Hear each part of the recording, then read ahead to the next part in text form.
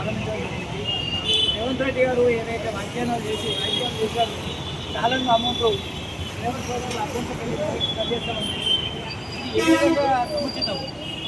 మేము 15,000 రూపాయలు ఈఎంఐ కట్టుకోవాలంటే నెల రోజులు కష్టపడి రోజు 500 దగ్గర నుంచి అమ్మేసుకునే అమౌంట్ మీరు ఒక 135 రూపాయలు చాలని పడ్డా ఆ రోజు డిడక్షన్ అయిపోతే నెక్స్ట్ డే ఆ చెక్ బౌన్స్ అయిపోతుంది మన ఈఎంఐది కూడా.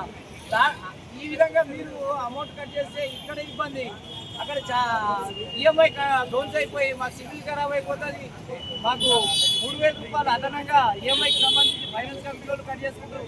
ఇవన్నీ దృష్టిలో పెట్టుకొని మీరు ఏ విధంగా మా డ్రైవర్ సోదరుల అకౌంట్లోకి వెళ్ళి మీరు కట్ చేస్తామంటారు?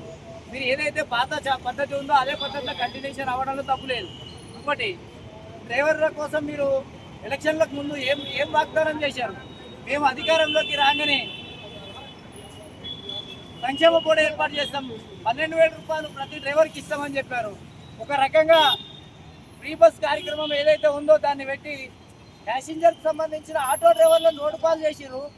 ఇప్పుడు వాళ్ళని ఒక్కరినే రోడ్డు పాలు చేసింది కాక మళ్ళీ ఈ విధంగా ప్రతి ఒక్క వాహనదారుని మీద, ఇది ఓన్లీ గూడ్స్ వాళ్ళకే కాదు, ఏ యొక్క వాళ్ళకైనా కూడా ఇది వర్తిస్తుంది.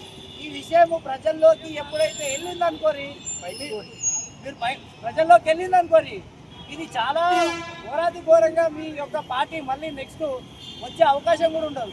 కనుక దయచేసి డ్రైవర్లకు మీరు ప్రత్యక్షంగానా పరోక్షంగానా మీరు సభ పెడతారా, ఏం చేస్తారు? మీరు ప్రెస్ మీట్ పెట్టుకుంటారా?